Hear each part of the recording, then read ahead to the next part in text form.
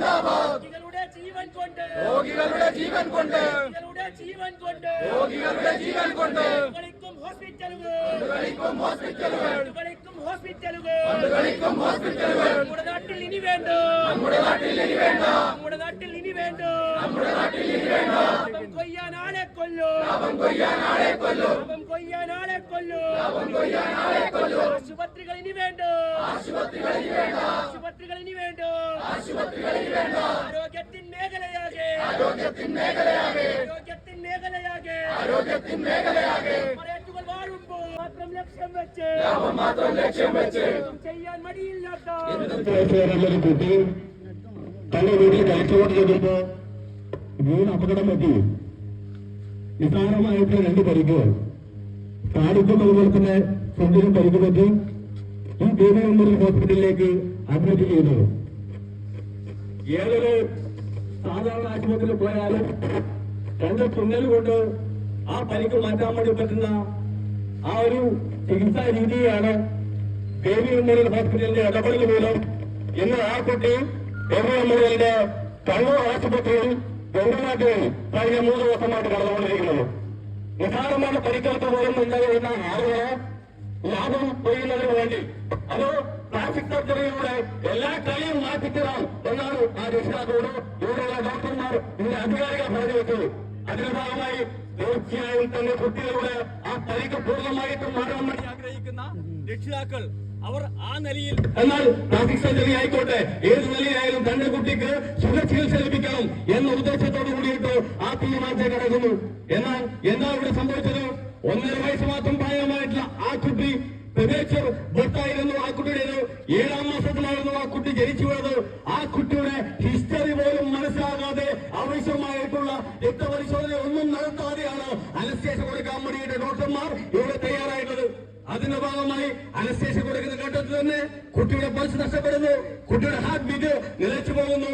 കുട്ടി ഈ പാരലൈസ്ഡായിട്ട് കഴിഞ്ഞ 4 ദിവസം നിൽക്കുന്നത് പോലെ ഈ ആശുപത്രിയിൽ നിൽക്കുകയും ഇവർ അതിനെ തുടർന്ന് CPR കൊടുക്കുന്നു, ഷോക്ക് കൊടുക്കുന്നു. കുട്ടി പിന്നീട് തിരിച്ചു വരാൻ വേണ്ടി പറ്റാത്തതിലേക്ക് ആ കുട്ടി അബോധാവസ്ഥയിലേക്ക് പോവുകയും കുട്ടിയാണ് പിന്നീട് കണ്ണൂരേക്ക് മാറ്റുന്നത്. എന്നാൽ ഇത്രയും ദിവസം കഴിഞ്ഞ് യാതൊരു പുരോഗതിയും കുട്ടിയുടെ ചികിത്സയുടെ ഭാഗമായിട്ടുണ്ടായിട്ടില്ല. ഇന്നത്തെ ഞങ്ങൾ DYFI കഴിഞ്ഞ ദിവസം ഇവിടെ വന്നിട്ടുണ്ട്. കുട്ടിയുടെ ജീവൻ തിരിച്ചു നൽകാൻ വേണ്ടിയിട്ട് ആശുപത്രിക്ക് സാധിക്കണം, കൃത്യമായിട്ട് ചികിത്സ ലഭിക്കാൻ വേണ്ടിയിട്ട് കുട്ടിക്ക് കഴിയണം. അതിനാവശ്യമായുള്ള കാര്യങ്ങൾ നിങ്ങൾ ചെയ്തില്ലെങ്കിൽ മറ്റൊരു ദിവസം കൂടി ഞങ്ങൾ വരുമെന്ന് പറഞ്ഞുകൊണ്ടാണ് ഞങ്ങൾ ഇന്നലെ ഇവിടേക്ക് വന്നത്. വളരെ സമാധാനപരമായിട്ട് ഇവിടുത്തെ മാനേജറോട് കാര്യങ്ങൾ പറയാൻ വേണ്ടി ഞങ്ങൾ തയ്യാറായിട്ടുണ്ട്. എന്നാൽ ഇന്നലെ ഞങ്ങൾ മാറ്റമായിട്ട് വരുന്നത് കുട്ടിയുടെ സ്ഥിതി വളരെ മോശമാണ്, ക്രിട്ടിക്കൽ കണ്ടീഷനാണ് ആ കുട്ടി എന്നുള്ളത്. എന്നാൽ അതുപോലും രക്ഷിതാക്കളോട് പറയാൻ വേണ്ടിയിട്ട് ആശുപത്രി അധികൃതർ തയ്യാറാകുന്നില്ല. ഇന്നും നാളെയും മറ്റന്നാളും എന്ന് പറഞ്ഞ് വെന്റിലേറ്റർ കടത്തി അതുമൂലം ലാഭം ഉണ്ടാക്കാൻ വേണ്ടിയിട്ടുള്ള ശ്രമമായിട്ടാണ് ഈ കോർപ്പറേറ്റ് കമ്പനികൾ ശ്രമിച്ചുകൊണ്ടിരിക്കുന്നത്. നിങ്ങളിതാ 4 പോലീസുകാരെ കൂട്ടി ബാരിക്കേഡ് കെട്ടി ഞങ്ങൾ DYFI സമരത്തെ അവിടെ ഇല്ലാതാക്കാൻ വേണ്ടി പറ്റും എന്നാണ് കരുതിയിരിക്കുന്നെങ്കിൽ അതിനൊന്നും വഴങ്ങിക്കൊടുക്കാൻ വേണ്ടിയിട്ടല്ല ഞങ്ങൾ തീരുമാനിച്ചിരിക്കുന്നത്. ഈ നിലയിൽ സാധാരണക്കാരായ മനുഷ്യരെ ചൂഷണം ചെയ്തുകൊണ്ട് ആളുകളെ ചികിത്സ നിഷേധിക്കുന്ന ആളുകളെ കഴിയുന്നത് പണം കൈപ്പറ്റുന്ന അറവുശാലയായിട്ടാണ് BMHയോട് പോകാൻ വേണ്ടി ഉദ്ദേശിക്കുന്നതെങ്കിൽ ഞങ്ങൾ വെറുതെ ഓടാൻ വേണ്ടി ഉദ്ദേശിക്കുന്നില്ല. നിങ്ങൾ ആശുപത്രിയുടെ മാനേജ്മെന്റോടാണ് ഞങ്ങൾ പറയുന്നത്, നിങ്ങൾ ആശുപത്രിയുടെ അധികൃതരോടാണ് ഞങ്ങൾക്ക് പറയുന്നത്.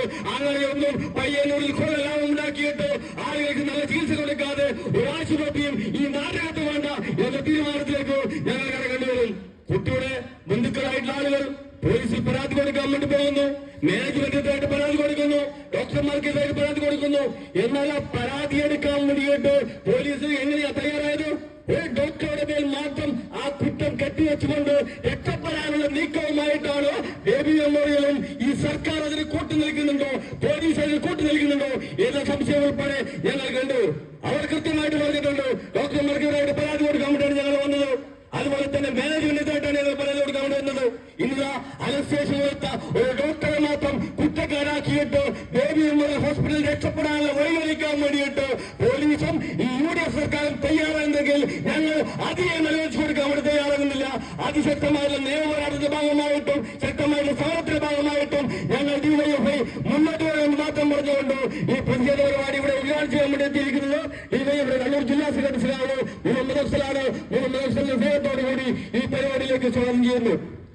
കാര്യം ഇവിടെ ഒരു സംശയവുമില്ലാതെ ആശുപത്രി മാനേജ്മെന്റിന്റെയും ഇവിടുത്തെ പോലീസുകാരുടെ മുന്നിൽ സന്ദേഹങ്ങളൊന്നുമില്ലാതെ ഞങ്ങൾ പറയുന്നു, ആ കുഞ്ഞിന്റെ ജീവൻ എന്തെങ്കിലും പറ്റിയിട്ടുണ്ടെങ്കിൽ ഈ മാനേജ്മെന്റ് ബേബി മെമ്മോറിയൽ കേരളത്തിലെ ഏത് കോർപ്പറേറ്റ് ഭീമനാണെങ്കിലും ഞങ്ങൾ ഡിവൈഎഫ്ഐ പറയുന്നു, ആ 1.5 വയസ്സുകാരൻ കുഞ്ഞിന്റെ നീതിക്ക് വേണ്ടി ഈ പയ്യന്നൂരിന്റെ തെരുവിൽ ഡിവൈഎഫ്ഐ ഉണ്ടാകുമെന്നുള്ള പ്രഖ്യാപനം തന്നെയാണ് ഈ സമരത്തിന്റെ ഭാഗമായി ഞങ്ങൾ മുന്നോട്ട് വെക്കുന്നത്.